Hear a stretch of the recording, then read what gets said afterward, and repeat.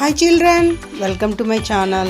In this video we are going to know how to sing the rain poem written by Tiruvalluvar.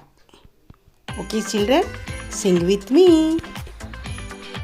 Okay children, catch the tune and sing however you can.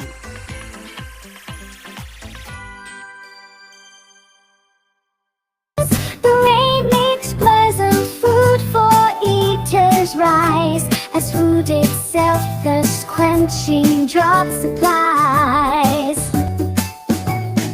Here from the clouds no drops of rain are shed, 'tis rare to see green herb lift up its head. Repeat the rhyme. The rain makes pleasant food for eaters rise, as food itself thus quenching drop supplies. Here from the clouds no drops of rain are shed, 'tis rare to see green herb lift up its head. Okay kids, I hope you enjoyed the rhyme.